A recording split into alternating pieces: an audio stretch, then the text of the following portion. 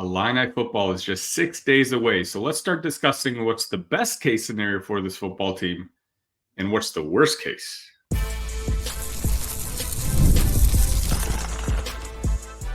You are Locked On Illini, your daily podcast on the Illinois Fighting Illini. Part of the Locked On Podcast Network, your team every day. Welcome back to another episode of Locked On Illini. Thank you for making us your first listen every single day. Simple reminder, we are free and available wherever you get podcasts and on YouTube, part of the Locked On Podcast Network, your team every day. My name is Sunny Verma. You can find me at IlliniCast, and you can find me at the Sunny V. And special announcement, Friday, you can find me on Facebook. You can find Locked On Illini on Instagram. We're trying to build a community here, and I'm trying to figure out different ways where you and I can interact, and you can tell me what kind of things you want to see on the show. I'd love to hear some feedback from you. So I know a bunch of you are not on Twitter, and so a lot of you may be on Facebook or maybe on Instagram or TikTok, or whatever the social media is. Go ahead and do a search for Locked On Illini. Hit that follow button, hit that subscribe button, and I'm going to continue to try to provide you guys some content in every form. If you'd like to support Locked On Illini, remember it costs you guys nothing, whether you're listening to this on your favorite audio platform or whether you're watching me on YouTube. Just hit that like button, hit that subscribe button. Remember, I'm throwing out content daily, and this is all for you. Today, we have a fun episode. We're going to be talking about the best case and worst case scenarios for this upcoming football season for the Illini. And also, we're going to be talking about a recent report that has Illinois in the top 10 when it comes to NIL funds for this upcoming season. Today's episode is brought to you by Ultimate GM. Ultimate College Football HC is a brand new mobile game that is completely free, has no ads, and is 100% playable offline. Use the promo code LOCKEDONCFB, all caps, inside the game store to receive a free boost to your program. Begin your coaching legacy today. So football season is exactly 6 days away. We'll be kicking off against Eastern Illinois Thursday night at, I believe, 8 p.m. Central. And so as we get closer to kickoff, I want to kind of really examine what my predictions are going to be for this upcoming season. I'm going to make my official predictions with Big Ten Ted on Tuesday's episode, but today I want to kind of talk about what I see the ceiling and the floor of this program being. I'm going to go ahead and start with the ceiling because I'm an eternal optimist, even when it comes to Illinois football, even though most of the Illini fan base does not share my enthusiasm.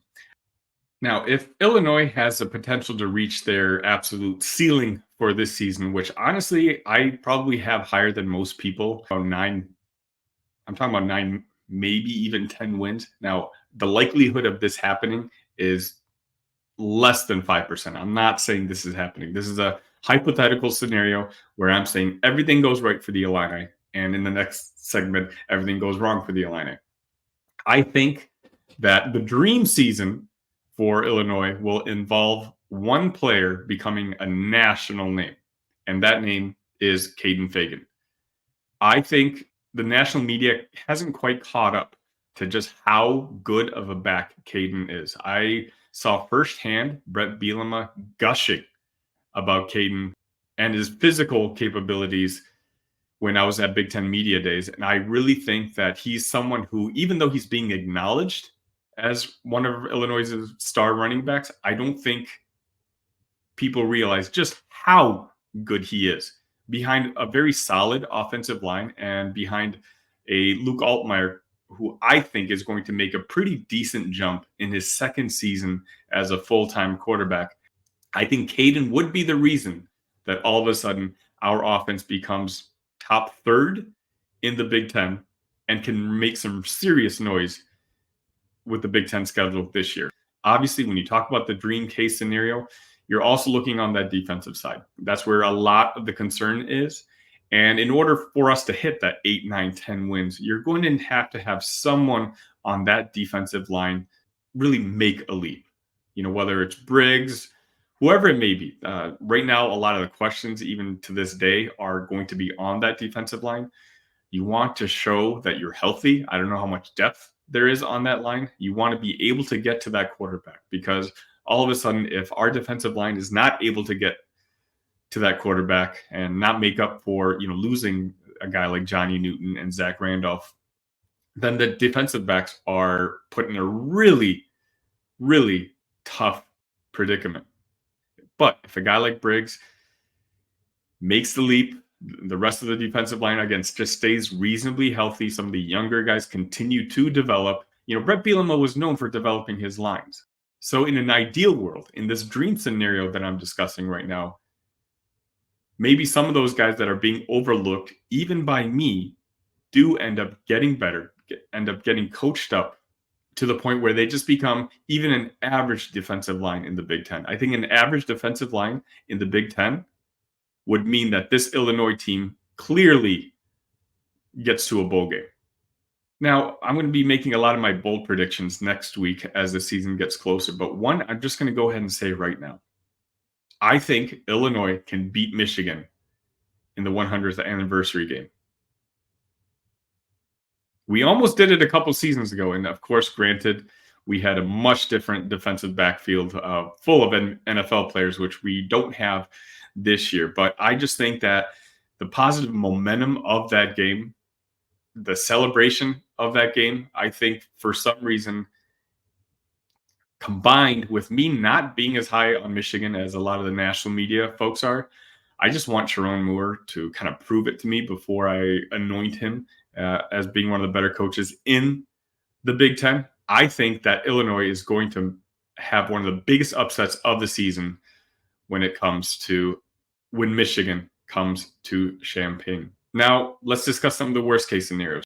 There's also a legitimate chance that Illinois only wins 4 games this season. And why would that happen? Luke Altmaier doesn't make the leap that we want him to leap, that he continues to be just a fraction of a second too late when it comes to committing to throwing to a wide receiver. Caden Fagan gets hurt. That's what happened last year. Keep in mind, that running back room at one point, everybody in that room was hurt. And if that were to happen again this season, that's a lot of pressure to put on our quarterback. Zachary Franklin doesn't perform the way we're all hoping he does. Yes, he's the most decorated returning performer at the wide receiver position in all of college football, but he didn't have a good year last year at Ole Miss. Now, granted, he redshirted when he realized he wasn't going to play all that often. But in the worst case scenario, Zachary maybe just isn't the player that he was at UTSA. Worst case scenario, Aaron Henry continues to prove that he's just not ready to be a defensive coordinator. Our offense has the capability of scoring 30, 35 points every single game. Our defense can very well give up 35, 40 points every game if the guys out there don't develop. That defensive line, which I talked about being the key to reaching the dream season. Well, if guys do get hurt, if no one steps up, that defensive line could be one of the 3 worst in the entire conference. What happens if Gabe Jackas or Seth Coleman get hurt? What happens if Terrence Brooks or one of the Scott brothers get hurt? What if Matthew Bailey is only able to play 1 drive like he did last year? Injuries is a huge concern for that defensive side of the football, just because I don't know if we have the depth that we do on the offensive side of the football. We have some very, very good players, but if something were to happen to those very, very good players, I don't know if we have the guys to replace them. Dream scenario for me, I think we can hit 9 wins. Do I think we're going to hit 9 wins? No. Worst case scenario, I think we could be as low as 4 wins. Do I think we're going to hit 4 wins? No. We're going to be somewhere in the middle, and I'm going to do my game-by-game prediction next week. What I would love to hear is your guys' feedback. Let me know. What's your best case scenario for the Illini football team this year? What's your worst case scenario? Am I crazy for saying 9 wins? Is it ceiling? And I'm saying dream scenario? Am I crazy for saying that the worst case scenario is 3 wins, 4 wins? We're 6 days away from college football season starting. So let's go ahead and start talking some football.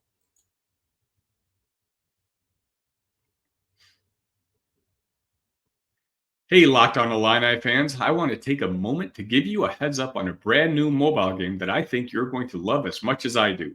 Ultimate College Football Head Coach. In this amazing game and simulation, you get to step into the shoes of the head coach and lead your college football program to glory. Can you imagine actually being the head coach of the Illini? From recruiting players and hiring coaching staff to overseeing training camps and handling school scholarships, you control every crucial detail of your program. It's all in your hands. Will you be able to handle the pressure? And here's what I really love about the game. You're responsible for calling offensive plays during the game. Your strategy will not only determine the success of your football season, but will shape the future and legacy of your program.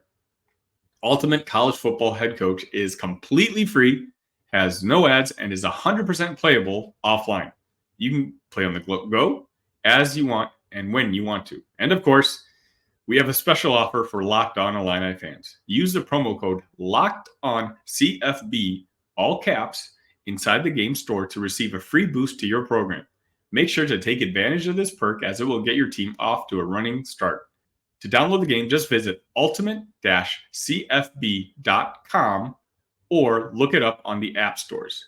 Ultimate College Football Head Coach. Begin your coaching legacy today.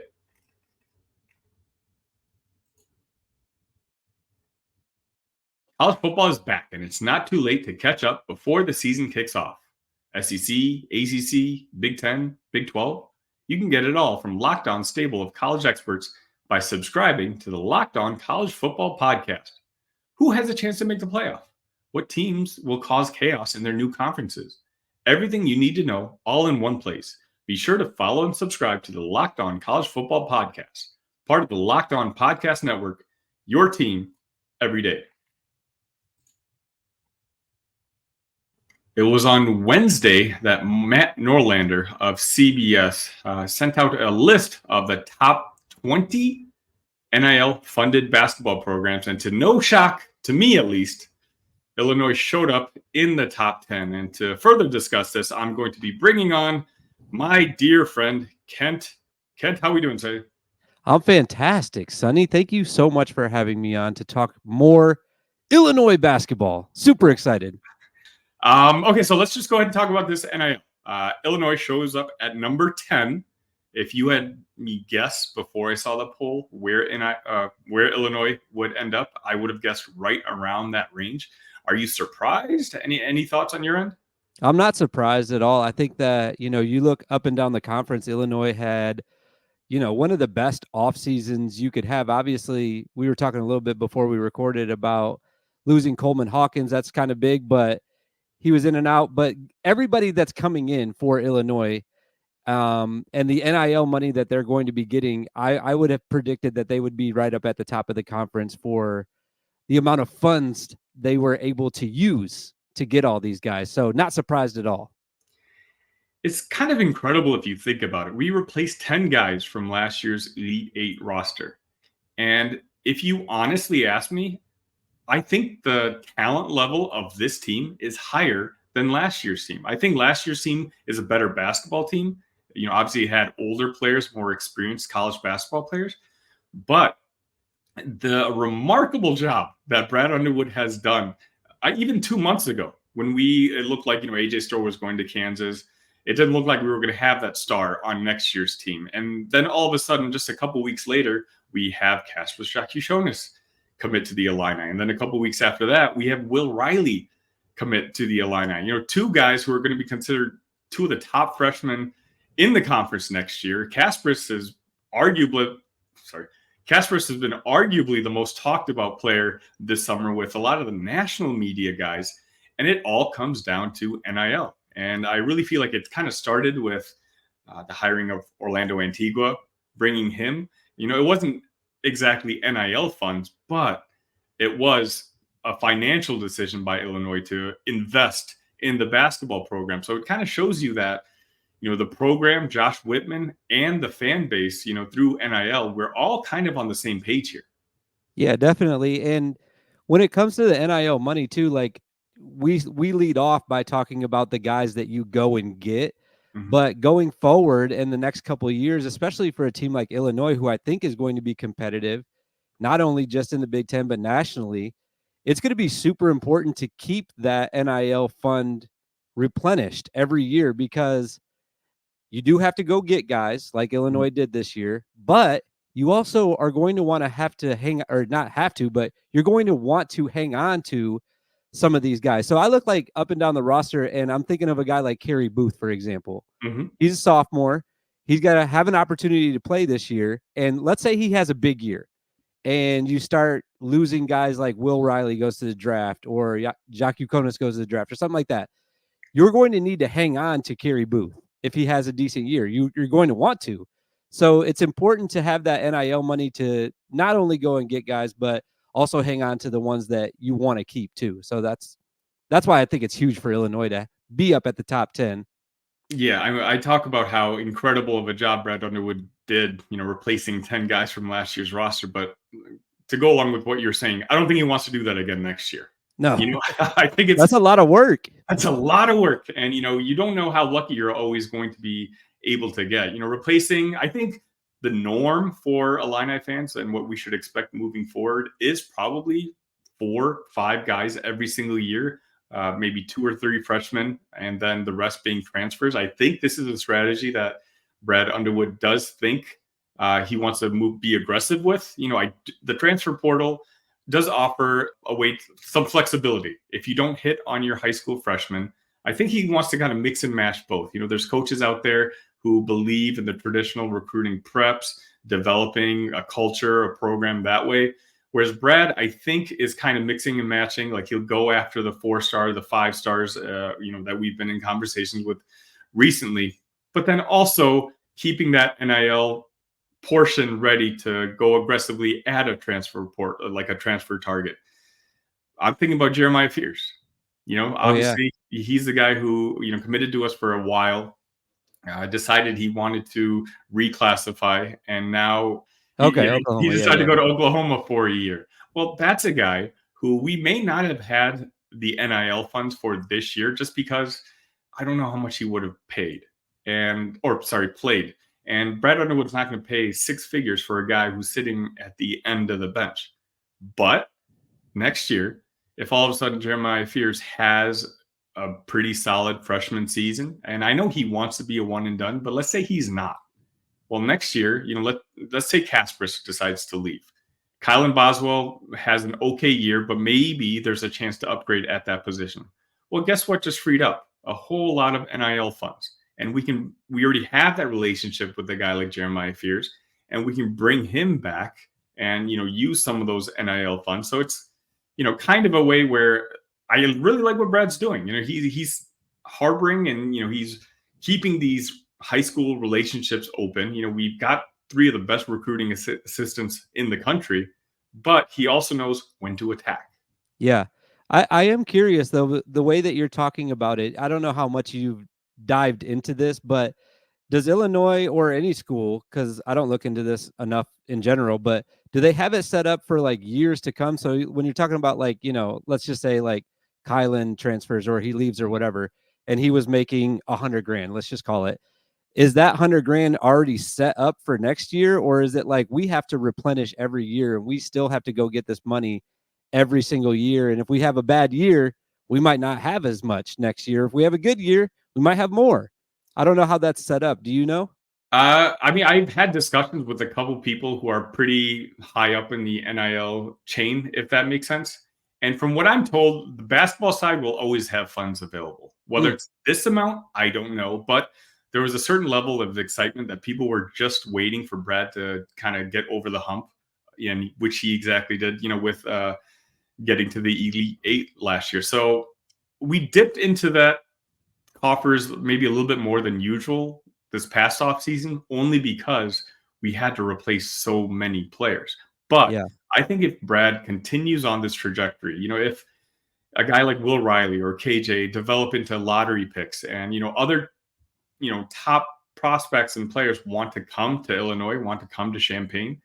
On the basketball side, I think we absolutely have that fan base and that bankroll to stay, maybe not in the top 10, but I think it would probably be close to top 10, but consistently in the top 15, top 20, I think that shouldn't be a problem. On the football side, I don't know if the enthusiasm is quite there. It's not as bad as I first made it out to be, but the football side is definitely more fickle when it comes to the fan base. Yeah. So this is a good time to, maybe promote. Let's get everybody in that NIL fund. Let's get some more money in there, right? I'll make a donation if you guys win a national championship. $100. I'll do that right now. I'm on record. We're clipping that. And I'm actually going to have the head of Icon, who's the Illinois NIL partner, on the show in the next couple of weeks. So we'll discuss that, and I'll clip this with Kent once we win the national championship. How's that? He'll be really excited about that. Ben Franklin coming his way. All right. And right after this, Ken and I, we're going to talk about the rest of the teams in the top 20 and if there's any surprises. There's been a lot of discourse on Illini Twitter about that Kansas game not being sold out. So if you're looking for tickets, make sure you use the Game Time app. Game Time has a new feature called Game Time Picks that makes getting tickets for your favorite live events even easier. Game Time Picks filters out the fluff to show you only incredible deals on great seats, so you don't have to waste time searching through thousands of tickets.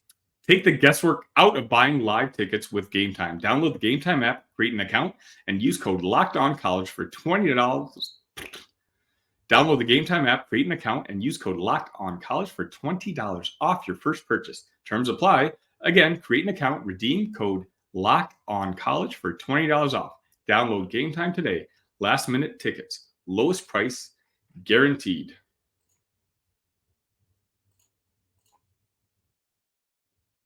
All right, Kent. Let's go through some of the other names on this list. Number one, when it came to NIL funding, was Arkansas. Kansas was number 2. BYU number 3.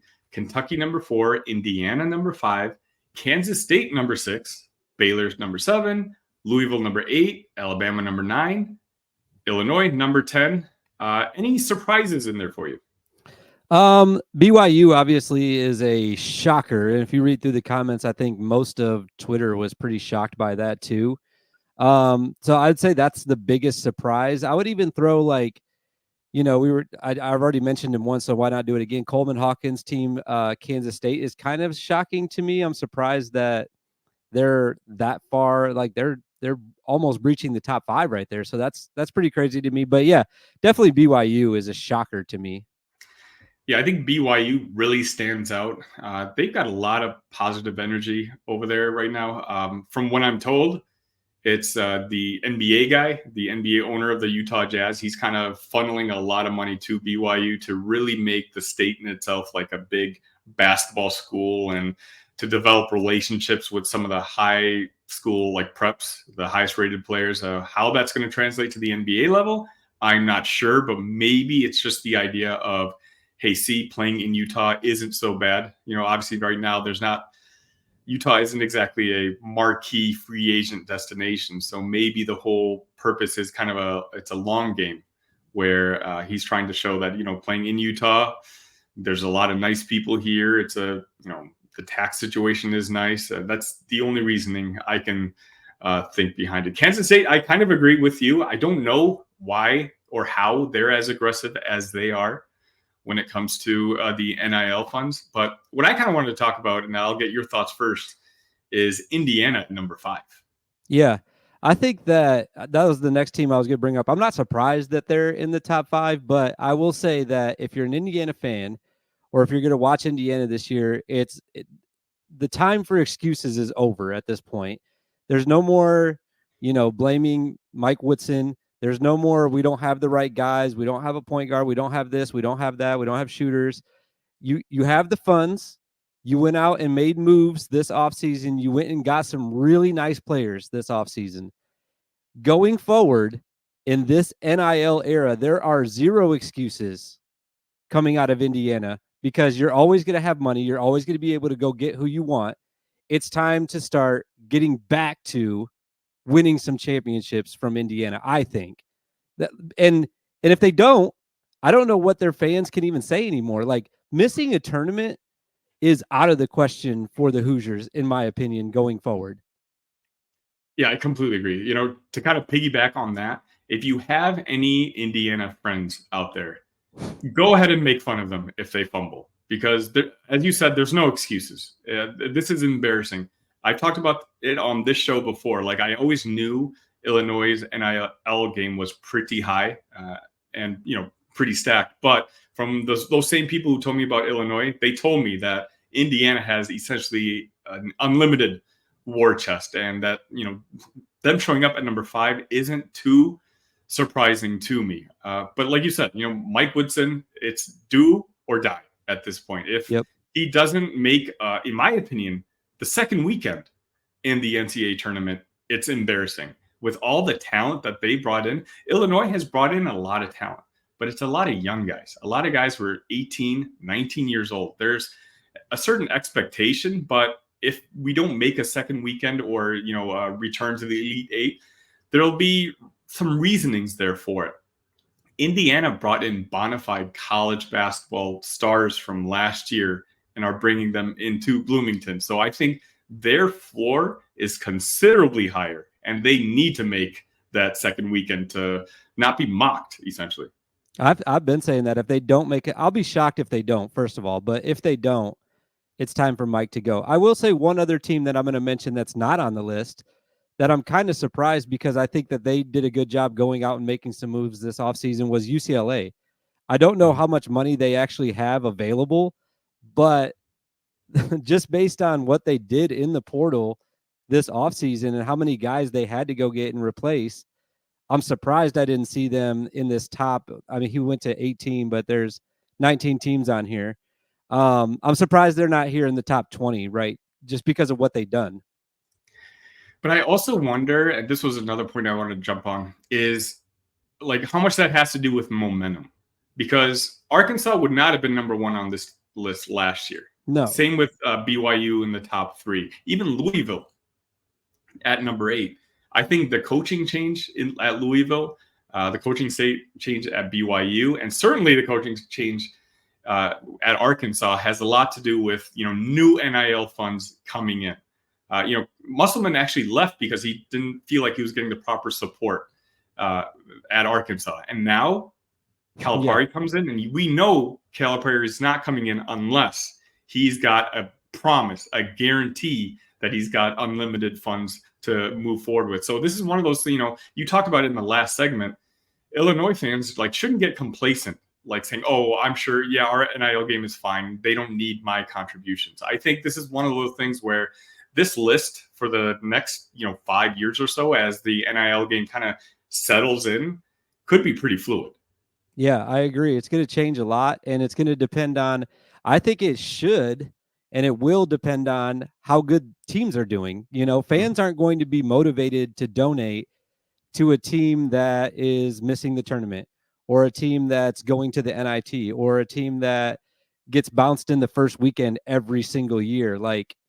I don't know, I know Indiana doesn't do that every year, but a team like that, if they keep doing that, they're going to have problems to continue to raise funds. So yeah, I can see it changing a lot based on how well each school is doing at actually playing basketball, which is the thing that as fans we care about the most. All right, Kent, thanks again. Let the folks know where they can find your stuff.